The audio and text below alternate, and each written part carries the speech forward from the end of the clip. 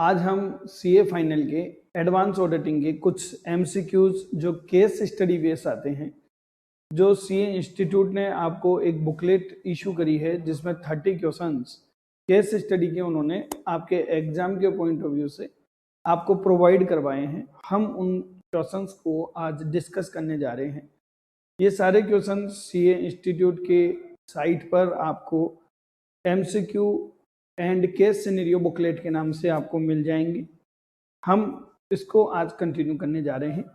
First of all students, हम in case studies को पढ़ें और इनके क्वेश्चंस को सॉल्व करें। उसके लिए मैं आपको कुछ गाइडेंस देना चाहूँगा। मेरी तरफ से गाइडेंस ये है कि केस स्टडी आप तभी सॉल्व करें जब पहले एक बार आप पूरा कोर्स कंप्लीट कर लें, क्योंकि केस स्टडी में प्रोविजंस जो हैं जब तक आपको उनकी ग्रिपिंग नहीं होगी, वो लर्न नहीं होंगे, तो आप केस स्टडी कर नहीं पाएंगे। और अगर करेंगे भी आंसर देखकर तो वो आपके लिए वो क्वेश्चन खराब हो जाएगा, क्योंकि वो आप उसको रट लोगे। तो बहुत मेहनत करके सी इंस्टीट्यूट ने ये केस स्टडीज तैयार करी हैं, तो आप पहले खुद अपनी प्रिपरेशन पूरी तैयार करें, उसके बाद कंटिन्यू करें। जैसा कि मैं अभी आपके सामने शुरू करने जा रहा हूँ, ये केस स्टडीज सीए फाइनल से रिलेटेड है, तो आपको इसमें पूरे के पूरे 18 चैप्टर्स लर्न होने चाहिए, क्योंकि किसी भी टॉपिक से केस स्टडी आ सकता है। जब आप इन केस स्टडीज को स्टडी करेंगे तो आपको आइडिया लगेगा कि एक पर्टिकुलर केस स्टडी में 2 से 3 चैप्टर को मर्ज करके केस स्टडी बना दी गई। तो ऐसा भी अपन नहीं कह सकते कि किसी एक चैप्टर को अच्छे से लर्न कर लिया तो एक केस स्टडी आपकी सॉल्व हो जाएगी, क्योंकि ये bank audit, insurance audit, company audit, कारो रिपोर्टिंग, इन सबको मिक्स करके क्वेश्चन बना देते हैं। तो आपको सारे चैप्टर्स की अच्छे तरीके से, टेक्निकल पॉइंट्स की अच्छी तरीके से ग्रिपिंग होने पर ही आप केस स्टडी को सॉल्व कर पाएंगे। तो let's start. Question number 1 case scenario है। पहला क्वेश्चन देखिए, मैं आपको पूरा क्वेश्चन पहले आराम से तसल्ली से रीड आउट करके बताऊंगा, साथ साथ में प्रोविजन भी समझाता जाऊंगा, ये भी बताता जाऊंगा कि देखो ये लाइन किस तरफ इशारा कर रही है और ऐसा पॉइंट क्यों आया इनका। फिर हम इस क्वेश्चन के आंसर आप इसे पूछते हुए सॉल्व करेंगे। देखिए पहला क्वेश्चन क्या कह रहा है। एमएन एंड एसोसिएट्स एक चार्टर्ड अकाउंटेंट है, तो एक सीए फर्म है MN and associates, chartered accountant.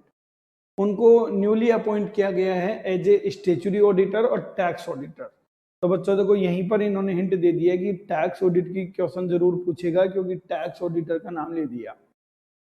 Statutory auditor क्यों कहा गया, क्योंकि कौन सी कंपनी की ऑडिटर है, जेंटल डिस्टिलरी लिमिटेड। तो किसी कंपनी का जो ऑडिटर होता है उसको अपन कहते हैं स्टेचुरी ऑडिटर, और अगर उस कंपनी का टर्नओवर 1 करोड़ से ज्यादा है तो टैक्स ऑडिट भी होती है। और एक ही पर्सन स्टेचुरी ऑडिटर भी हो सकता है और टैक्स ऑडिटर भी हो सकता है। और ये दोनों स्टेचुरी ऑडिटर और टैक्स ऑडिटर किसको अपॉइंट किया गया, एम एंड एसोसिएट्स को।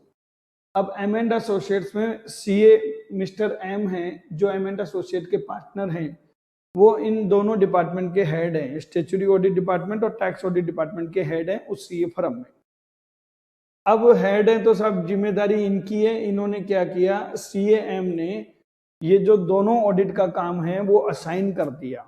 जाहिर सी बात है कि इतनी बड़ी सीए फर्म होती है जिसमें बहुत सारे एम्प्लॉयज होते हैं, आर्टिकल असिस्टेंट होते हैं, पेड असिस्टेंट होते हैं, तो वो दूसरे को काम असाइन कर देते हैं। तो उन्होंने काम असाइन किया अपनी टीम को, और टीम में कौन कौन लोग थे, सीए मुकुल जो उस सीए फर्म का एम्प्लॉय है उनको काम दिया गया, मिस्टर राहुल जो सीनियर पेड असिस्टेंट है, मिस्टर ललित जो सीनियर आर्टिकल असिस्टेंट है, और मिस्टर प्रशांत जो आर्टिकल असिस्टेंट है। भाई आर्टिकल्स का फर्स्ट ईयर है तो वो मिस्टर प्रशांत हो गया, थर्ड ईयर है तो मिस्टर ललित हो गया। कोई मान लीजिए सीए नहीं बन पाया लेकिन सीए फर्म में जॉब करने स्टार्ट कर देता है तो वो सीनियर पेड असिस्टेंट हो गया, ठीक है। और जो चार्टर्ड अकाउंटेंट है वो एम्प्लॉय हो गया। इन 4 लोगों को ये काम दिया गया, एक टीम बना दी गई।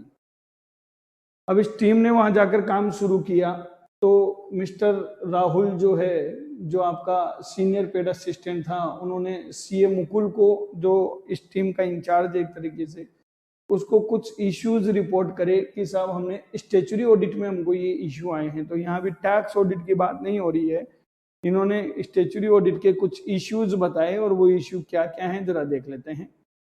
इन्होंने बताया कि साहब कंपनी 1 जनवरी 2020 से कंपनी ने अभी अपनी कुछ टर्म्स सप्लायर के साथ में चेंज करी है, यानी कि जिनसे वो माल परचेज करते हैं, गुड्स परचेज करते हैं, उनसे जो मेजर सप्लायर्स हैं उनके साथ में कुछ टर्म्स चेंज हुई है।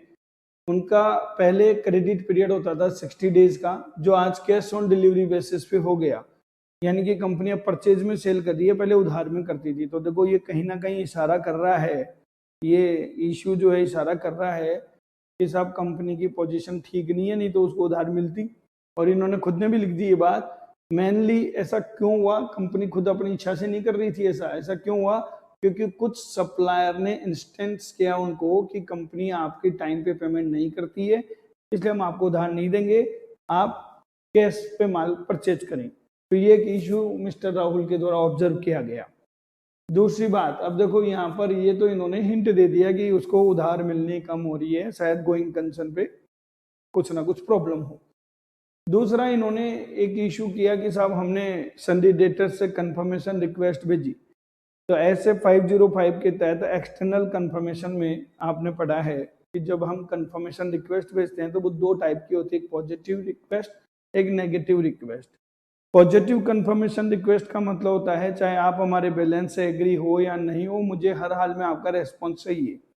नेगेटिव में हम ये लिखकर भेजते हैं उनको कि भाई अगर आपका और हमारे बैलेंसेज या टर्म्स कंडीशन एग्री हैं तो आप हमें रिप्लाई ना करें, डिसएग्रीमेंट है तो रिप्लाई करें। यहाँ पर देखिए क्या हुआ, कंफर्मेशन रिक्वेस्ट 18 डेटर्स को भेजी गई 31 मार्च 2020 का ईयर एंड का बैलेंस कंफर्म करने के लिए। लेकिन साहब, और जो रिक्वेस्ट हमने डिजाइन करी थी वो थी पॉजिटिव। पॉजिटिव का मतलब हमें 18 के 18 से रिप्लाई चाहिए था, लेकिन साहब हुआ क्या कि हमारे पास केवल 2 डेटर से रिप्लाई आया है। इसका मतलब आपको sufficient and appropriate audit evidence भी यहाँ पे ऑब्टेन नहीं हो पा रहे हैं। 2 प्रॉब्लम्स। तीसरी प्रॉब्लम, इन्होंने हिंट दिया कि मिस्टर एम, जो अभी आपने देखा मिस्टर एम कौन है, सीनियर पार्टनर थे, हेड थे, उनके ग्रैंडफादर ने इस कंपनी में फेस वैल्यू के शेयर ले रखे हैं, 10 रुपए फेस वैल्यू के शेयर, वो भी 50,000, यानी 5 लाख के शेयर्स उन्होंने होल्ड कर रखे हैं। लेकिन होल्ड किसने कर रखे हैं? ग्रैंडफादर ने।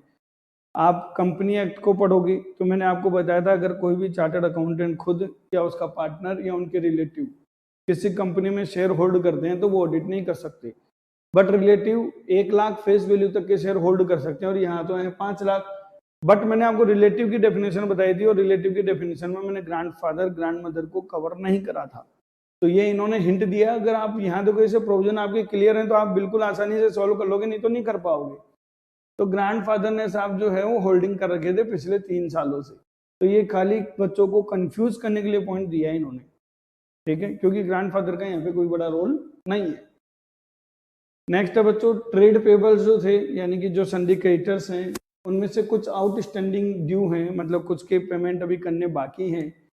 और ये देखो इन्होंने आपको हिंट दे रहे हैं ये कि माइक्रो एंटरप्राइजेस के 60 करोड़ है, मीडियम वालों के 40 हैं, स्मॉल वालों के 45 और अदर के 50। इन्होंने जानबूझ के कैटेगरियां बनाई है क्योंकि आपको इनकम टैक्स एक्ट के तहत पढ़ा हुआ है और टैक्स ऑडिट में भी पढ़ा हुआ है कि अगर माइक्रो और स्मॉल एंटरप्राइजेस से ड्यू है तो उसको रिपोर्ट किया जाएगा टैक्स ऑडिट के तहत, बाकी को नहीं करते हैं। इन्होंने हिंट दे दिया। तो ये आपके दिमाग में क्लिक होना चाहिए कि पॉइंट क्यों आ रहे हैं, तो आपका एमसीक्यू के आंसर बिल्कुल करेक्ट होंगे। अगर आप पॉइंट को क्लिक नहीं कर पाएंगे तो फिर आपके आंसर गलत होंगे। फिर इन्होंने एक और हिंट दिया कि क्रेडिटर्स 6 महीने से ज्यादा आउटस्टैंडिंग है बैलेंस शीट डेट को, वो है 40 करोड़ या उससे ज्यादा की, ठीक है। ये कई तरह के हिंट आपको दे दिए। ये तो हुई स्टेचुरी ऑडिट की बात। अब बात करते हैं मिस्टर ललित, जो आपके आर्टिकल असिस्टेंट हैं। उन्होंने टैक्स ऑडिट करी और फॉर्म 3CD जो टैक्स ऑडिट का स्टेटमेंट होता है जो हमें देना होता है, पर उन्होंने जो टैक्स ऑडिट करी वो करी ऑफ अनदर क्लाइंट जिनसम लिमिटेड। तो अब इन्होंने देखो केस सिनेरियो चेंज कर दिया। अब तक जो चल रहा था वो डिस्टिलरी लिमिटेड का चल रहा था, अब जिनसम लिमिटेड की एक और बात कर दी इन्होंने। और सीनियर जो मिस्टर राहुल थे उनकी हेल्प के साथ में उन्होंने कुछ इश्यूज रखे। तो ये दूसरी कंपनी के इश्यूज हैं। इन्होंने इश्यू रखे कि 1920 के दौरान कंपनी ने एक प्लॉट परचेज किया था सितारगंज में, जिसकी स्टाम्प ड्यूटी वैल्यू थी 31 लाख रुपए। देखो टैक्स ऑडिट है। दूसरा हिंट दे दिया कि एक प्लॉट परचेज किया, स्टाम्प ड्यूटी वैल्यू भी दे दी, ठीक है, और as a consideration of ₹30 lakh ये भी बता दिया। तो बच्चों आपको मैं बता दूं कि स्टाम्प ड्यूटी से कम पर अगर आप कोई प्रॉपर्टी परचेज करते हो तो हमारा जो फॉर्म नंबर 3CD है उसका क्लॉज 29B लगता है। क्लॉज 29B ये कहता है कि अगर कोई भी विदाउट कंसिडरेशन प्रॉपर्टी परचेज की गई है या कंसिडरेशन के लिए परचेज की गई है पर वो कंसिडरेशन स्टाम्प वैल्यू से कम का है, तो उसको सेक्शन 56 की सबसेक्शन 2 के क्लॉज 10 के तहत अदर इनकम के रूप में कंसिडर किया जाएगा। पर उसमें कंडीशन दे रखी है, कंडीशन ये दे रखी है कि अदर इनकम कम मानेंगे जब उन दोनों का डिफरेंस 50,000 से ज्यादा हो या जो आपने कंसिडरेशन लिया है उसका 5% से ज्यादा का डिफरेंस हो, विच एवर इज हायर, तो हम उसको रिपोर्ट करेंगे, अदरवाइज उसको रिपोर्ट नहीं करेंगे। तो इन्होंने हिंट दे दिया स्टैम्प ड्यूटी वाला, तो आपका तुरंत दिमाग में अपडेट हो जाना चाहिए कि ये टैक्स ऑडिट की स्टैम्प ड्यूटी वाला पॉइंट है। फिर इन्होंने हिंट दिया कि साहब देखो कंपनी जो है वो एक्साइज ड्यूटी पेड कर चुकी है, और एक्साइज ड्यूटी जो पेड करा उन्होंने उसकी ड्यू डेट होती है हर महीने के 5 तारीख को, और अगस्त मंथ का 5 लाख था, सितंबर का 3 लाख, अक्टूबर का 4 लाख और मार्च का 2 लाख पेड करा उन्होंने 5 जून को। तो एक साथ इन्होंने दो हिंट दे दिए कि एक तो डिले पेमेंट है, ठीक है, तो कारों की रिपोर्टिंग अट्रैक्ट हो सकते हैं यहाँ पे जो भी स्टेचुरी ड्यूज हैं, और हिंट भी दे दिया कि साहब ये डिस्प्यूटेड नहीं है। तो स्टेचुरी ड्यूज 2 तरीके के होते हैं, डिस्प्यूटेड, अनडिस्प्यूटेड। डिस्प्यूटेड नहीं है तो जो 6 मंथ से ज्यादा के आउटस्टैंडिंग है उनको कारों में रिपोर्ट किया जाएगा, 6 मंथ से पहले वाले नहीं करे जाएंगे। तो यहाँ पे मंथ भी दे दिए ताकि हम 6 मंथ और वो आराम से कैलकुलेट कर सके। और साथ ही साथ इन्होंने ये बता दिया कि P&L में डेबिट किए गए, तो 2 हिंट दे दिए इन्होंने, एक तो कारो रिपोर्टिंग का दे दिया, एक ये दे दिया कि साहब आपने जो पेमेंट किया वो 5 जून को किया। और टैक्स ऑडिट में अगर मैं बात करूँ 43B की सेक्शन आती है, वो कहती है कि अगर कोई स्टेचुरी ड्यूज हैं और हैं वो तभी अलाउ होते हैं जब उनका पेमेंट ऑन और बिफोर ड्यू डेट कर दिया जाए as per return filing dates. तो अगर income tax return filing date से पहले कर दिया गया हो तो ठीक है, और इन्होंने डेट दे दी 5 जून को, और 5 जून को ऑडिट हुई नहीं है, तो आपको हिंट दे रहे हैं ये। तो ये पूरी केस स्टडी आपकी समझ में आ गई। तो देखो अपने को केस स्टडी को रीड आउट करने में ऑलमोस्ट 15 मिनट्स लग गई है। तो बच्चों टाइम तो ये कंज्यूमिंग फैक्टर है, ठीक है। तो आपके केस स्टडी 2 ही आएंगे एग्जाम में, तो 15 मिनट्स आपको कंज्यूम करनी पड़ेगी केस स्टडी को ढंग से समझने में और सोचने में। फिर क्वेश्चन सोल्व करने में टाइम नहीं लगेगा, जैसे कि अपन स्टार्ट करते हैं। ये बोल रहे हैं बेस्ड ऑन द वो fact answer the following. Fact आपको सारे दिमाग में रखने हैं, साइड में कहीं भी नोट कर लेने हैं कि हाँ इस पॉइंट में इस पॉइंट में ये, इस पॉइंट में ये, और फिर क्वेश्चन के हिसाब से फिर रिपीट देख सकते हो। ये कह रहे हैं कि based on the above data advise as a tax auditor how shall the purchase of plot at Sitarganj we deal in tax audit report in form number 3CD। ये बोल रहे हैं साहब फॉर्म नंबर 3CD में टैक्स ऑडिट रिपोर्ट में इसको कैसे deal करेंगे। तो सबसे पहले तो आपको मैं बात बता दूं कि क्लॉज 29 तो है ही नहीं, ठीक है, यहाँ क्लॉज लगता है 29B, ठीक है। अब बात आती है कि इसकी रिपोर्टिंग की रिक्वायरमेंट है या नहीं है। तो 29B ये कहता है कि यदि आपने स्टाम्प ड्यूटी से कम पर परचेज किया है तो उसको हम सेक्शन 56 की सबसेक्शन 2 के क्लॉज 10 के तहत कंसिडरेशन मान सकते हैं। तो बच्चों आज मैं आपको क्लॉज 29B का प्रोविजन एक बार हल्का सी रिवाइज करवा देता हूँ। सबसे पहले क्लॉज 29B में ये कहा गया है कि क्या कोई property immovable property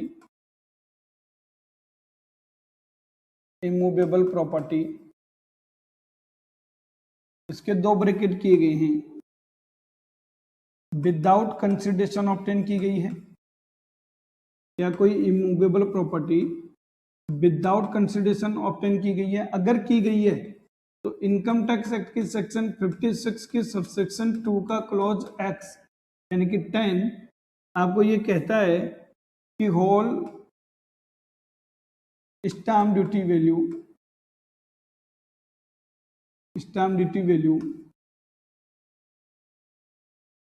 will be considered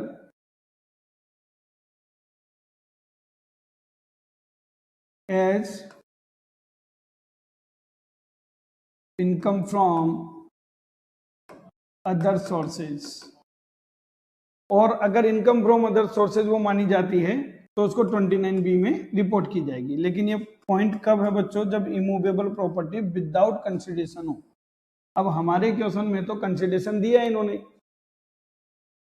consideration 30 lakh rupees दिया है। अगर मान लीजिए वो विथ कंसिडरेशन है, अगर वो विथ कंसिडरेशन है तो फिर आपको ये देखना है कि क्या कंसिडरेशन, क्या स्टाम्प ड्यूटी वैल्यू कंसिडरेशन से एक्सीड है, whether stamp duty value exceed consideration, कि जो हमें कंसिडरेशन मिला है क्या उसको एक्सीड कर रही है।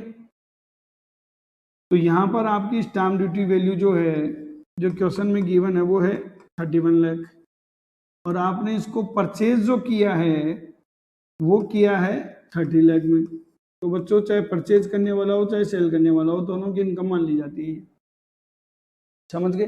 तो स्टाम्प ड्यूटी वैल्यू तो 31 लाख है और कंसिडरेशन है 30 लाख, तो यानी कि स्टाम्प ड्यूटी वैल्यू एक्सीड कर रही है।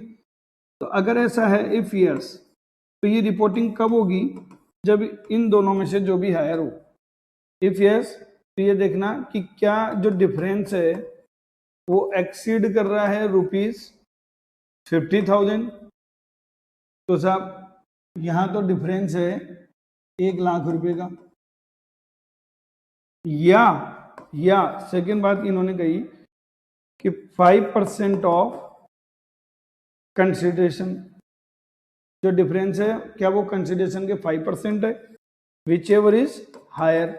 अगर इतना डिफरेंस है इन दोनों में से जो भी हायर हो, वो अमाउंट से ज्यादा का डिफरेंस है तो वो रिपोर्ट होगा, अदरवाइज रिपोर्ट नहीं होगा। तो कंसिडरेशन अपना 30 लाख का है, 30 लाख का अगर मैं 5% करूंगा तो ये हो गया 1.5 लाख, यानी कि 1,50,000 रुपए। दोनों में से जो भी हायर हो तो अमाउंट कितनी आनी चाहिए, यहाँ पर 1,50,000 रुपए का अगर डिफरेंस है या उससे ज्यादा का डिफरेंस है तो ये इस सेक्शन के तहत इनकम मानते हुए इस क्लोज में ऑडिटर को रिपोर्टिंग करनी होगी। और अगर इससे ज्यादा का डिफरेंस नहीं है तो there is no reporting requirements. तो यहाँ देख सकते हो कि डिफरेंस केवल 1 लाख का है, जबकि हमारी रिपोर्टिंग रिक्वायरमेंट 1.5 लाख के ऊपर जनरेट हो रही है। Clear students. तो वापस आते हैं अपने, देखिए केस स्टडी पे। अब देखो ये पूरे प्रोविजन आपको ध्यान होंगे तो ये आंसर दे पाएंगे आप, नहीं तो गलत कर देंगे आप।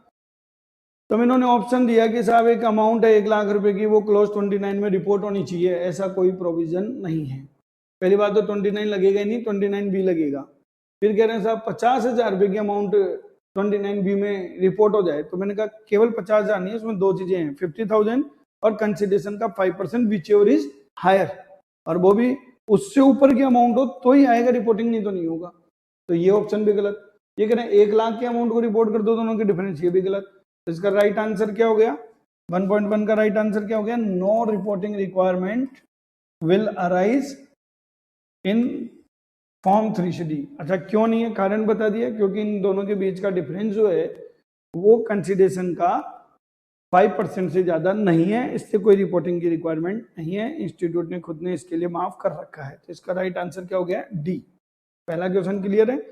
अब इस केस स्टडी का सेकंड क्वेश्चन पढ़ते हैं। As a statutory auditor of जिनसम लिमिटेड, जो दूसरी कंपनी थी जिनसम लिमिटेड जिसके लिए इन्होंने पूछा, ये बोल रहे हैं कि कारों में एक्साइज ड्यूटी का जो लेट पेमेंट हुआ है उसको कैसे रिपोर्ट करेंगे। तो बच्चों कारो 2016 का ये क्वेश्चन है, मैंने आपको पढ़ाते टाइम भी बताया था कि कारो 2016 में, और यही कारो 2020 में है, खाली क्लोज नंबर चेंज है, दोनों में पॉइंट तो सेम ही है। अगर कोई भी स्टैट्यूटरी ड्यूज है तो सबसे पहले आपको ये देखना है कि क्या वो डिस्प्यूटेड है या अनडिस्प्यूटेड है। अगर वो डिस्प्यूटेड है तो वो रिपोर्ट होएगा, कहाँ पे डिस्प्यूट है, कौन से फोरम में केस चल रहा है, कितने अमाउंट का है, वो सारी चीजें रिपोर्ट होती है। लेकिन अगर अनडिस्प्यूटेड है तो केवल जो मोर देन 6 मंथ्स के ड्यू हैं, वो भी as on balance sheet date. तो आप देखिए बैलेंस शीट डेट होती है नॉर्मली 31 मार्च, ठीक है, और इससे 6 महीने पहले करें तो यानी सितंबर से पहले वाले, समझ गए। आपके अक्टूबर से लेकर मार्च तक 6 महीने होते हैं, तो ये तो रिपोर्ट होंगे ही नहीं। अगर कोई भी स्टैट्यूटरी ड्यूज अक्टूबर, नवंबर, दिसंबर, जनवरी, फरवरी, मार्च का है, वो रिपोर्ट होगा ही नहीं। इससे पहले वाले हैं तो वो हम रिपोर्ट करेंगे। 6 मंथ्स ओवर ड्यू वाले होंगे, इसमें ध्यान रखना। क्लियर है? तो अब हम केस स्टडी पे आते हैं। केस स्टडी पे आते हैं। देखिए इसका आंसर क्या दिया हुआ है वो भी समझ में आ जाएगा आपको कि कौन सा रिपोर्ट करना है क्लॉज 7 के तहत। कारो 20 में क्लॉज नंबर चेंज हो गया, बाकी चीज सारी सेम है। तो अब हमें ये पॉइंट यहां से देखना होगा, इन्होंने हमें जो चीज बताई थी एक्साइज ड्यूटी को लेकर, वो केस स्टडी में देखिए आपको यहां पर इन्होंने ये हिंट दिया था।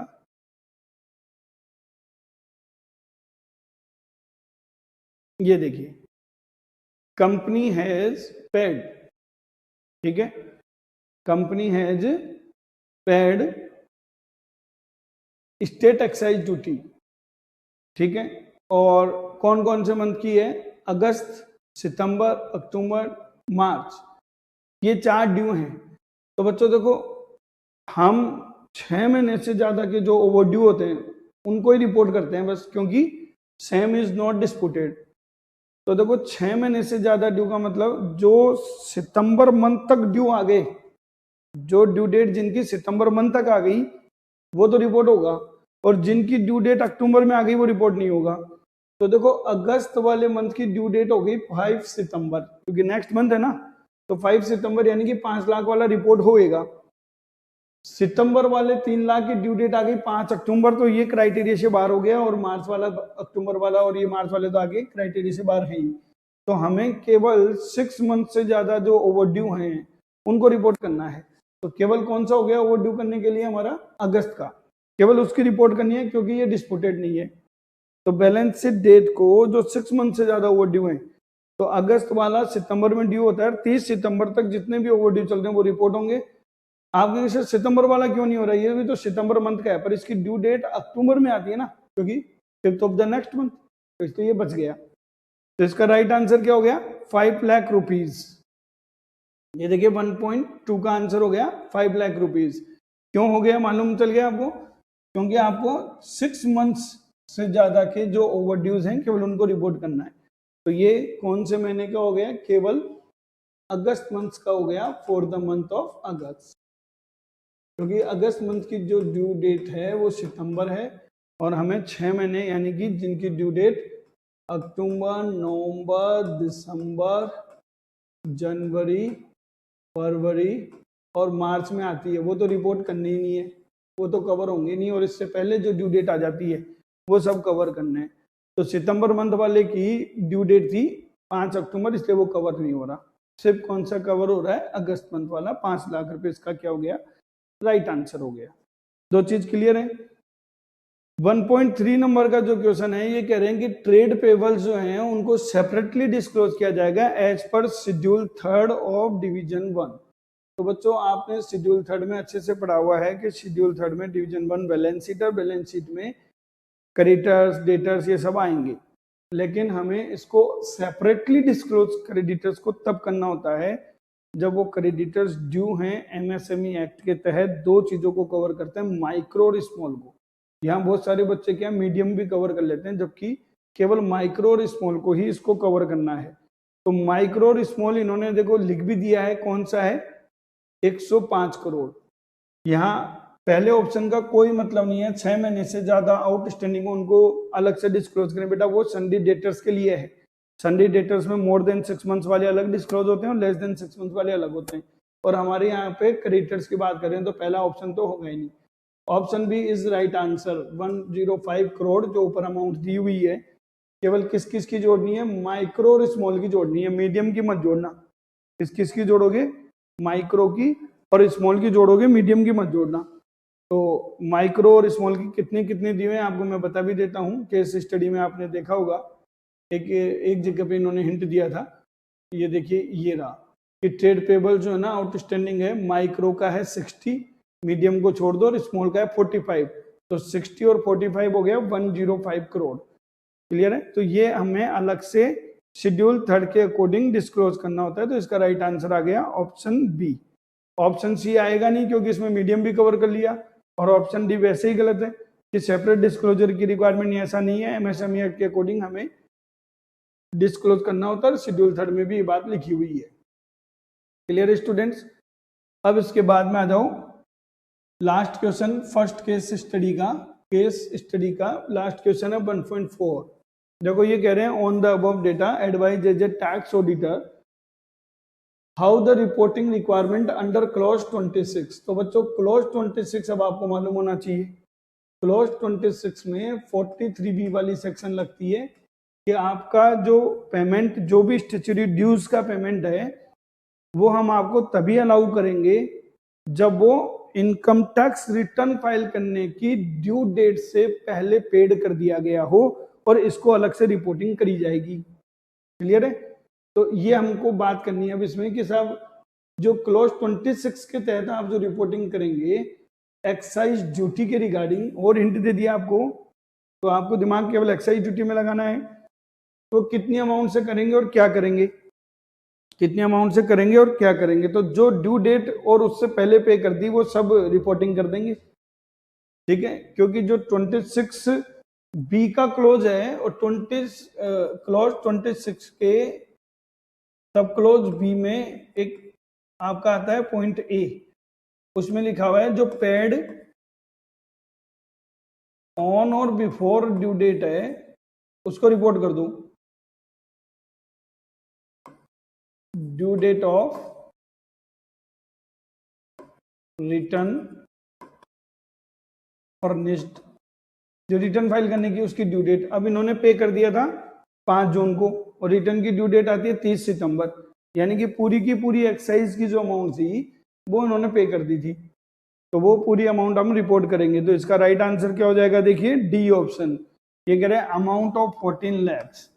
ठीक है, amount of 14 lakhs shall be reported. तो देखो 14 lakhs तो सब में लिखा हुआ है, लेकिन अब आपको यहाँ पे फोकस किया क्लोज का, तो ये क्लोज 26BA इसका राइट आंसर है।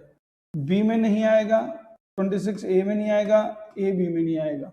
ये देखा जाए तो ये क्लोज का आंसर आ गया कि बताओ ये वाली बात कौन से क्लोज में आती है। यहाँ तक क्लियर है स्टूडेंट्स? तो पहला MCQ मैंने आपको केस स्टडी बता दिया। जब आपने इस केस स्टडी को पढ़ा तो आपकी बात समझ में आई कि आपको टैक्स ऑडिट के क्लोज के ऊपर एक क्वेश्चन पूछा गया, एक शेड्यूल 3 के डिस्क्लोजर रिक्वायरमेंट पे क्वेश्चन पूछा गया। देखो शेड्यूल 3 के कारों का पूछ लिया तो मिक्स करके पूछेंगे आपसे कंपनी ऑडिट का और सबका। तो इस टाइप के क्वेश्चंस आएंगे। ये कोई टिपिकल काम नहीं है, लेकिन आपकी फंडामेंटल क्लियरिटी एकदम सॉलिड होनी चाहिए तो ही आप MCQ कर पाएंगे, नहीं तो नहीं कर पाएंगे। चलिए अब हम दूसरे केस स्टडी पे आते हैं। दूसरा जो केस स्टडी है उसको समझना।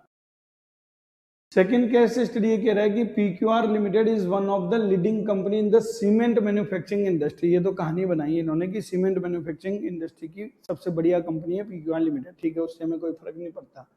फिर ये कह रहे हैं right from its incorporation it has been a subsidiary of GP limited. ये शायद हमें थोड़ा सा हिंट दे रहा है कि GDP लिमिटेड जो है वो तो हो गई होल्डिंग, और इसकी सब्सिडरी जो हो गई वो हो गई PQR लिमिटेड। और हमें क्वेश्चन हिंट दिया है PQR लिमिटेड के लिए, और ये अपने इनकॉर्पोरेशन की डेट से यानी डे 1 से इसकी सब्सिडरी कंपनी है। ठीक है, चलो आगे बढ़ते हैं। अब इन्होंने इसका शेयर होल्डिंग पैटर्न दिया है, तो कहीं ना कहीं ये कंपनी की स्टेटस बताना चाह रहे हैं कि कंपनी कौन सी है। शेयर होल्डिंग पैटर्न में कहा कि government of Pondicherry and government of Delhi each hold 19% paid up share capital. किसका? GDP लिमिटेड का। तो GDP लिमिटेड का 19% तो पांडिचेरी गवर्नमेंट के पास है, 90% दिल्ली गवर्नमेंट के पास है, और गुजरात गवर्नमेंट के पास में 13.5% शेयर है। ये गुजरात गवर्नमेंट के पास है। एक बार गवर्नमेंट का स्टेक जान लेते हैं कितना हो गया। तो बच्चों गवर्नमेंट का स्टेक यहाँ पे हो गया 51.5%। क्लियर है? अब जब 51.5% है, इसका मतलब अगर आधे से ज्यादा मोर देन 50%, एटलीस्ट 51% अगर गवर्नमेंट के पास है तो ये गवर्नमेंट कंपनी हो जाएगी। तो GDP कंपनी कैसी कंपनी होगी? गवर्नमेंट कंपनी होगी। और गवर्नमेंट कंपनी की अगर कोई सब्सिडरी कंपनी है तो इसको भी हम क्या मान लेते हैं, गवर्नमेंट कंपनी मान लेते हैं। तो ये भी एक तरह से क्या होगी, डीम्ड गवर्नमेंट कंपनी होगी। तो देखिए यहाँ तक की जो स्टोरी है उससे हमारा कंक्लूजन केवल इतना सा निकला है, हमारे दिमाग में ये चीज आ गई है, हमने ये चीज समझ ली है कि ये गवर्नमेंट कंपनियां हैं, बस। ठीक है, इतना केस स्टडी इन्होंने जो समझाया उससे हमको ये समझ में आ गया कि जीडीपी लिमिटेड भी गवर्नमेंट कंपनी है और उसकी सब्सिडरी है तो वो भी डीम्ड गवर्नमेंट कंपनी है। ठीक है, अब आगे बढ़ते हैं, केस स्टडी किस तरफ ले चलती है अपने को। ये कह रहे हैं कि 27 अगस्त 2020 को क्या हुआ, मिस्टर जे करके जो चार्टर्ड अकाउंटेंट थे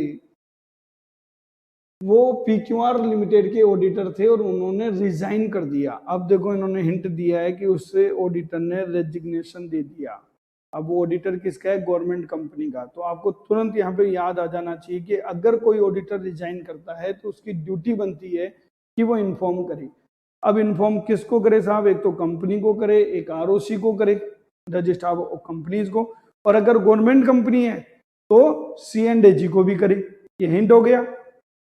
आगे इन्होंने बता भी दिया है कि साहब वो सीए साहब जो है पर्सनल रीजन की वजह से रेजिग्नेशन कर गए और वो इन्फॉर्म करना भूल गए। He had forgotten to inform किसको, रेजिग्नेशन में जो भी कंसर्न अथॉरिटी है, यानी कि इन्होंने अथॉरिटी के नाम नहीं दिए, इसका मतलब इस पे क्वेश्चन बनाएंगे कि साहब रेजिग्नेशन के बारे में वो कंसर्न अथॉरिटीज को बताना भूल गई। अब कैजुअल वैकेंसी जो हुई थी उसको दूसरा जो आउटगोइंग ऑडिटर ने जो क्रिएट करी, मतलब जो जे की वजह से जो कैजुअल वैकेंसी हुई उसको फिलअप कर दिया गया FDI एंड कंपनी, एक चार्टर्ड अकाउंटेंट से। तो दूसरी चार्टर्ड अकाउंटेंट फर्म आ गई वहां पर, FDI एंड कंपनी। ठीक है, उसकी जगह पर वो आ गई। अब क्या हुआ साहब, उनके आने के बाद में कुछ शेयर होल्डर जो कंपनी के थे उन्होंने ऑब्जेक्शन रेज किया, जिसको बाद में उन्होंने सेटल भी कर दिया। अरे तुम ज्यादा उछलो मत, कोई खास बात नहीं है। खैर वो कंपनी का इंटरन मामला है, पर शेयर होल्डर ने ऑब्जेक्शन रेज किया था, ये ध्यान रखें। और जब ये समझौते हुए कुछ टर्म्स कंडीशन हुई तो FDI लिमिटेड ने, मतलब सॉरी FDI एंड कंपनी जो चार्टर्ड अकाउंटेंट है उन्होंने ये चीजें एग्री करी। एग्री क्या करी कि साहब हम आपके पेडअप कैपिटल का 5% प्लस 0.1% ऑफ नेट प्रॉफिट का आपकी फीस लेंगे। यहाँ पे हिंट दे दिया, देखो चार्टर्ड अकाउंटेंट अपनी फीस परसेंटेज बेसिस पे ले रहा है, तो ये प्रोफेशनल एथिक्स से कनेक्ट कर दो। प्रोफेशनल एथिक्स के शेड्यूल 1 के क्लॉज 10 में आपने पढ़ा था कि कोई भी चार्टर्ड अकाउंटेंट परसेंटेज बेसिस पे फीस चार्ज नहीं कर सकता। रेगुलेशन 192 में इसके कुछ एक्सेप्शन थे। ठीक है, और इन्होंने हिंट भी दे दिया कि जो पहले वाला सीए था वो तो केवल 45,000 एक फिक्स अमाउंट पे एग्री हुआ था, लेकिन इन्होंने कुछ ऐसी टर्म्स कंडीशन लगा दी। एक बात। दूसरा इन्होंने हिंट दिया कि जो ये FDI चार्टर्ड अकाउंटेंट है वो इस बात को भी एग्री कर रहा है कि मैं आपके यहाँ पर जो भी पर्सन होंगे, जो एम्प्लॉई हैं, उनको रिक्रूट करूंगा, सेलेक्ट करूंगा, ट्रेनिंग प्रोग्राम भी चलाऊंगा। तो बच्चों ये हिंट मिल गया आपको कि आप अगर ट्रेनिंग प्रोग्राम, मैनेजमेंट के एम्प्लॉयमेंट और ये सारे काम कर रहे हो तो ये आपको प्रोफेशनल एथिक्स में एक टॉपिक पढ़ाया था मैंने, मैनेजमेंट कंसल्टेंसी सर्विसेज। उसमें से एक पॉइंट ये आता है कि आप किसी भी स्टाफ को, इनको मतलब कंपनी के स्टाफ को रिक्रूट करने का काम करते हो तो आपको डीम्ड इन प्रैक्टिस माना जाएगा। लेकिन management consultancy services chartered accountant के लिए अलाउ की गई थी, तो ये काम अलाउ है, ये काम डिसअलाउ है। पकड़ में आ रही है चीजें? ऐसे आपको कंठस्थ करना है, आपको चीजें समझ में आनी चाहिए, और ये तभी पॉसिबल है बेटा जब ऑडिट का 3 से 4 बार रिवीजन होगा। एक बार पढ़ने से तो आपको ओवरव्यू मिलेगा केवल। चलो अब तीसरी तरफ इशारा कर रहा है। 2 हिंट मिल गए कि गवर्नमेंट कंपनी, रेजिग्नेशन का मामला। दूसरा इन्होंने वो फीस के मामले में बोल दिया। ठीक है, तो प्रोफेशनल एथिक्स की तरफ ले गए। अब तीसरी तरफ डाइवर्ट कर रहे हैं, देखो आपको इनकम टैक्स ऑडिट की तरफ डाइवर्ट कर रहे हैं अब ये केस में कि साहब कंपनी के पास एनुअल टर्नओवर 510 करोड़ का था। 510 करोड़ का टर्नओवर, तो जाहिर सी बात है 44AB में टैक्स ऑडिट के लिए वो लायबल है। ये इन्होंने हिंट दे दिया है कि इसकी टैक्स ऑडिट भी होनी है। अब क्या हुआ, करंट फाइनेंशियल ईयर की जो 2021 की ऑडिट हो रही थी, पीक्यूआर लिमिटेड ने अकाउंटिंग के मेथड को चेंज कर दिया, यानी कि कंपनी ने अकाउंटिंग मेथड चेंज करी। एक और हिंट दे दिया, तो टैक्स ऑडिट का नाम दे दिया, उसके साथ साथ इन्होंने कह दिया अकाउंटिंग मेथड चेंज है। तो आपने टैक्स ऑडिट रिपोर्ट में अच्छे से क्लोज पढ़ा हुआ है कि whether change in accounting method, yes, तो टिक करना है और बताना है कि क्या चेंजेस हुए हैं। तो इसका मतलब ये डिस्क्लोज होने वाली बात है कि अकाउंटिंग मेथड्स में आपने पिछले साल से चेंज कर दिया। साथ ही साथ ये बताया कि क्लोजिंग स्टॉक वो 2 लाख रुपए का है, चाहे 500 रुपए का हो और चाहे 5 करोड़ का हो, स्टॉक को भी हम 3CD रिपोर्ट में डिस्क्लोज करते हैं, चाहे वो रॉ मटेरियल हो चाहे फिनिश गुड्स। हम तो उसको ब्रेकअप वाइज करते हैं, raw material, WIP, finish goods, ये तो हमेशा डिस्क्लोज होते ही होते हैं। 2 हिंट दिए। तीसरा हिंट दिया कि साहब कंपनी ने 10 करोड़ रुपए 2 पब्लिक सेक्टर बैंक से और 2 NBFC से बोरो किए हैं। तो देखो 20,000 से ज्यादा बोरो करते हैं, लेकिन वो अदर देन क्या हो, अकाउंट पे चेक या DD हो तो रिपोर्टिंग होती है। अब इन्होंने तो बैंक से लिया है, कोई दिक्कत नहीं। फिर इन्होंने एक हिंट दिया कि साहब इन्होंने डिपॉजिट 75 लाख की पे की है डिपॉजिट होल्डर्स को, पर हिंट दे दिया इलेक्ट्रॉनिक मोड के थ्रू। तो बच्चों 20,000 से ज्यादा का रिपेमेंट अगर लोन्स का, डिपॉजिट्स का, तो भी रिपोर्ट करते हैं, लेकिन वो कब, जब वो अदर देन अकाउंट पे चेक या फिर अकाउंट पे DD या इलेक्ट्रॉनिक मोड के अलावा हो। इन्होंने तो हिंट दे दिया इलेक्ट्रॉनिक मोड है। तो यहाँ पर इस पॉइंट में हिंट मिला कि हमें इसकी रिपोर्टिंग नहीं करनी पड़ेगी। चलिए आगे चलते हैं। As far as FDI and company chartered accountant are concern, कि जो नए ऑडिटर साहब की बात करें, अब नए ऑडिटर के बारे में बताया कि मिस्टर F जो है वो इस फर्म का एक पार्टनर है, इस FDI में एक मिस्टर F पार्टनर है, और मिस्टर F ने रिपोर्ट पे साइन नहीं किया, उससे कोई फर्क नहीं पड़ता, फर्म का कोई पार्टनर साइन कर सकता है। उसने कंपनी से 3.89 लाख रुपीज बोरो कर रखे हैं। तो अब ये डिस्क्वालिफिकेशन की तरफ लेके चला गया। अब ये कंपनी ऑडिट पे आ गया, तो इंडेप्टेड हो गए आप। इंडेप्टेड 5 लाख तक अलाउ हुए, यहाँ पे तो आया 3.89, ठीक है। फिर इन्होंने कहा कि उसने कुछ गुड्स भी परचेज करी है, तो वो भी इंडेप्टनेस में आता है। मैंने आपको 3 चीजें बताई थी, गुड्स परचेज करना, फीस एडवांस लेना या मनी बोरो करना, ये सब इंडेप्टनेस में आते हैं। लेकिन लिमिट वहां 5 लाख तक की है, और ये 3.89 और 1.9 जोड़ते हैं तो ये आपका 5 लाख से ज्यादा होता नहीं है। पर जब गुड्स परचेज करते हैं तो हमारा एक और डिस्क्वालिफिकेशन का क्लोज कंपनी ऑडिट का आ जाता है कि जो ट्रांजेक्शन कर रहे हैं, अगर आप बिजनेस कर रहे हैं कंपनी के साथ, तो आप उसकी ऑडिट नहीं कर सकते। पर उसका एक एक्सेप्शन था कि अगर आर्म लेंथ प्राइस पे है तो कर सकते हो। तो इन्होंने ये हिंट दे दिया कि आर्म लेंथ प्राइस पे थी, ठीक है। आगे कह रहे हैं कि दोनों borrowed some cost of goods sold जो है वो मिस्टर F ने अभी तक पेड नहीं करी, यानी ड्यू है। कोई बात नहीं, 5 लाख से ज्यादा तो है ही नहीं ना।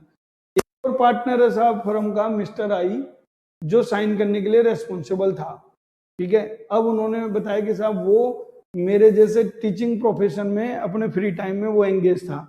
तो मैं आपको बता दूं, प्रोफेशनल एथिक्स में मैंने आपको बताया था कि हमारा जो टीचिंग प्रोफेशन है वो प्रैक्टिस के साथ अलाउ है कुछ लिमिटेड टाइम के लिए, और इन्होंने हिंट दे दिया है कि वो फ्री टाइम पे ही करता था। तो फ्री टाइम कब होगा, मॉर्निंग आवर्स होंगे बस, तो अलाउड है। ये प्रोफेशनल एथिक्स का इसके साथ मिक्स कर दिया। तो देखो आप क्वेश्चन बनाना देखो कितना शानदार तरीके से क्वेश्चन बनाते हैं। टैक्स ऑडिट घुमाते कंपनी ऑडिट की तरफ लेके जाते हैं, फिर प्रोफेशनल एथिक्स में आ जाते हैं, मिक्स करके क्वेश्चन बनाते हैं। अब साहब FDI एंड कंपनी का काफी नाम सुना गया कि बहुत इफिशिएंट सर्विसेज देते हैं, तो उनके पास में एक XYZ कोऑपरेटिव सोसाइटी जो है वो इनको अप्रोच करती है, साहब आप हमारी स्टेचुरी ऑडिट कर दो। तो साहब FDI का तो वही प्रिंसिपल, उन्होंने कहा साहब कर देंगे, ऑडिट करने के लिए बैठे, लेकिन हमारी फीस इस तरीके से होगी, हम आपके नेट प्रॉफिट का 1% चार्ज करेंगे या 101 रुपये चार्ज करेंगे। तो अब क्वेश्चन ये रेज होता है कि इन दोनों में से कौन सा मेथड सही है। तो आप कहेंगे सर आपने मना किया ना, नेट प्रॉफिट के परसेंटेज बेसिस पे नहीं ले सकते, पर मैंने ये भी कहा रेगुलेशन 192 में इसके कुछ एक्सेप्शंस हैं, और उन एक्सेप्शन में एक आता है कोऑपरेटिव सोसाइटी, कि कोऑपरेटिव सोसाइटी का ऑडिटर, क्योंकि सोसाइटी में जो ऑडिट आती है वो आती है इस तरीके की है कि कोऑपरेटिव सोसाइटी का जो ऑडिटर है वो पेड अप कैपिटल का परसेंटेज, नेट प्रॉफिट का, टर्नओवर का परसेंटेज बेसिस पे फीस डिसाइड कर सकता है। अब ये सारा केस मैंने आपको ढंग से समझा दिया, अब आपको आंसर डायरेक्ट देने हैं। Based on the above fact answer the following. In facts को ध्यान में रखते हुए अब आपको इनके आंसर देने हैं। आंसर क्या देना है, to whom should have mister JJ inform about his resignation. कि सब मिस्टर JJ जो है वो अपने रेजिग्नेशन के बारे में किसको इन्फॉर्म करेगा। तो देखो JJ ने रेजिग्नेशन किया, लेकिन कौन सी कंपनी से, GDP से, और GDP PQR लिमिटेड से। PQR लिमिटेड गवर्नमेंट कंपनी की subsidy company, that means government company. तो गवर्नमेंट कंपनी की सब्सिडरी कंपनी को भी गवर्नमेंट कंपनी माना जाता है, और गवर्नमेंट कंपनी का ऑडिटर अगर रेजिग्नेशन देके जा रहा है तो किस किस को इन्फॉर्म करेगा। किस किस को इन्फॉर्म करेगा वो देखते जाओ। इन्होंने कहा he should inform the registrar, ठीक है बिल्कुल करेगा। एनपीक्यूआर लिमिटेड, ये भी बात सही है, लेकिन यहाँ पे क्या नहीं है, क्या नहीं है, C&G नहीं लिखा, इसलिए ये वाला ऑप्शन गलत। आगे पेनल्टी की तो बात ही अपन बाद में करेंगे। ये कह रहे हैं he should have inform the registrar alone, केवल रजिस्ट्रार को, ऐसी कोई बात ही नहीं है, ये भी ऑप्शन गलत। ये कह रहे हैं he should have inform the registrar and FDI and company, यहाँ तक ठीक है, लेकिन फिर C&G का नाम नहीं लिया, इसलिए ये भी गलत। और ये राइट आंसर क्यों है, क्योंकि इन्होंने कहा कि वो रजिस्ट्रार को भी इन्फॉर्म करेगा, मेन चीज है इसमें C&G को भी इन्फॉर्म करेगा, उनको तो इन्फॉर्म करेगा ही करेगा, ठीक है। और अगर वो नहीं कर रहा है तो पेनल्टी मैंने आपको बताई थी कि रेमोरेशन या 50,000 rupees which ever is lower. तो यहाँ पर इसका रेमोरेशन था 45,000, इसलिए इसको फाइन कितना मिलेगा 45। तो दोनों एंगल से सही है, तो इसका राइट आंसर क्या हो गया, डी। पहला क्वेश्चन समझ में आ गया। अब आ जाओ 2.2 में कह रहे हैं with respect to the act carried out by mister F the partner of the audit firm, what can you infer about the appointment of FDI and company as a auditor of PQR Limited? अब बात ये हो रही है कि क्या FDI का जो अपॉइंटमेंट था वो वैलिड था या नहीं था। तो ये कह रहे हैं साहब ये वैलिड है। क्यों वैलिड है, क्योंकि मैंने आपको बताया इसमें मिस्टर एफ जो है वो इंडेप्टेड है, पर वो इंडेप्टेड कितने से था, 3.89 का तो उसने सम बोरोड किया था और 1.09 की गुड्स परचेज करी थी, समझ गए। तो वो 4.98 का है जो 5 लाख से कम है। एक्सीड 5 लाख होता तो बच्चों ये इनवैलिड हो जाता। तो इसका राइट आंसर क्या हो गया, it is valid since the indebtedness is with in prescribed limit. Clear है। तो सब जो चार्टर्ड अकाउंटेंट है अगर वो 5 लाख तक का इंडेप्टेड होता है तो भी वो ऑडिट एक्सेप्ट कर सकता है। इन्होंने कहा कि 1 लाख की लिमिट को क्रॉस करे तो लिमिट पहली बात तो 5 लाख की, इसलिए ये ऑप्शन तो गलत है। इनका वैलिड है लेकिन क्योंकि उसने साइन नहीं किया, ऐसा कोई लॉजिक नहीं है, साइन करने का कोई यहाँ पे लॉजिक ही नहीं है। ये कह रहे हैं वैलिड है क्योंकि PQR लिमिटेड में इंडेप्टेड नहीं है, उससे क्या हो गया, उसमें हो या उसके सब्सिडरी में, उससे कोई फर्क नहीं पड़ रहा। यहाँ तक समझ में आ गया। तो 2.2 क्वेश्चन आपके समझ में आ गया होगा। अब आ जाओ क्वेश्चन नंबर 2.3। ये कह रहे हैं which among the below are permitted as per chartered accountant act 1949, इनमें से कौन सा चार्टर्ड अकाउंटेंट एक्ट के तहत परमिटेड है। पहला ऑप्शन कह रहा है कि फीस पेड अप कैपिटल का 5% और 0.1% नेट प्रॉफिट का चार्ज करना, ये बिल्कुल गलत है। आप शेड्यूल 1 के क्लॉज 10 को रेफर कर लेना, आपको समझ में आ जाएगा। शेड्यूल 1 का क्लॉज 10 साफ साफ कहता है कि परसेंटेज बेसिस पे चार्टर्ड अकाउंटेंट फीस नहीं ले सकते। Select and recruitment personnel conduct training programme बिल्कुल कर सकते हैं। ये मैनेजमेंट कंसल्टेंसी सर्विसेज हैं, मैनेजमेंट कंसल्टेंसी सर्विसेज जो आप प्रोफेशनल एथिक्स में जाके पढ़ेंगे तो उसमें 25-26 सर्विसेज की लिस्ट दी हुई है जिसको डीम्ड इन प्रैक्टिस माना जाता है और ये अलाउड है चार्टर्ड अकाउंटेंट के लिए, तो ये तो ओके है, अलाउड है। फिर ये कह रहे हैं कि सब mister I one of the partner who is responsible to sign was into teaching profession, teaching profession में भी प्रोफेशनल एथिक्स को अलाउ किया गया है। तो ये दोनों चीजें तो अलाउड है और यही पूछ रहे हैं कि कौन सा परमिटेड है। तो अब इसका राइट आंसर हो गया सेकंड एंड थर्ड। तो ऑप्शन क्या हो गया इसका, सेकंड एंड थर्ड, यानी कि सी नंबर का आंसर इसका बिल्कुल करेक्ट है। तो 2.3 भी स्टूडेंट्स आपके समझ में आ गया होगा।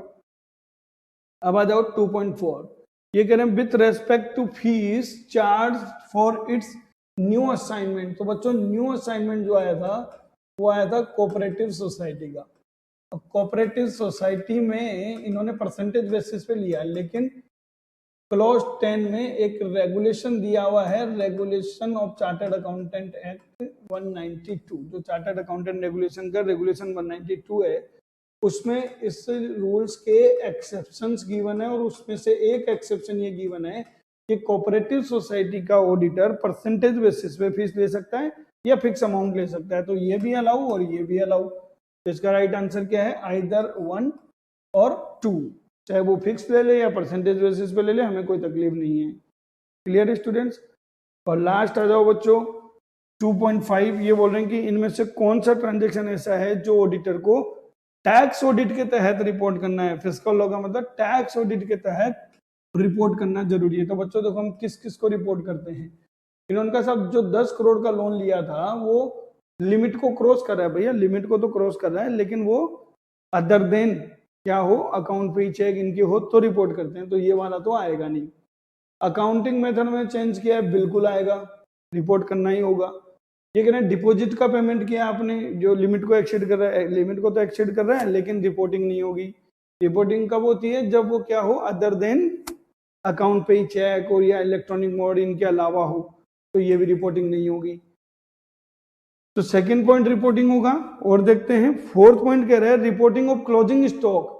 2 लाख रुपए के क्लोजिंग स्टॉक को रिपोर्ट करना पड़ेगा, बिल्कुल चाहे वो 1 रुपए का ही हो, रिपोर्ट होगा। तो सेकंड और फोर्थ ये दोनों रिपोर्ट होंगे, तो इसका राइट आंसर हो गया बी, सेकंड एंड फोर्थ को हमको रिपोर्ट करना होगा। तो स्टूडेंट्स आज मैंने आपको 2 केस स्टडी करा दी हैं और उनसे आपको समझ में आ गया कि हमारे बहुत सारे क्वेश्चंस प्रोफेशनल एथिक्स से, टैक्स ऑडिट से, कंपनी ऑडिट से, इनसे ज्यादा पूछे जाते हैं, पर ऐसा नियम नहीं है। मोस्टली केस स्टडी इनसे बनती है क्योंकि इनमें बड़ी मजेदार किस्से होते हैं। क्लियर स्टूडेंट्स, 30 क्वेश्चंस मैं आपके सामने लेके आऊंगा। थोड़ा टाइम कंज्यूमिंग काम है लेकिन हम बहुत ही बेहतरीन तरीके से एमसीक्यूज को डिस्कस करेंगे, पूरी केस को स्टडी करेंगे, एक एक प्रोविजंस को पढ़ते हुए अपन एक तरह से आपका ये रिवीजन हो जाएगा, इसमें पूरा कोर्स का आप एकदम वार्म अप हो जाएंगे वापस। I hope you understand and enjoy. Thank you very much.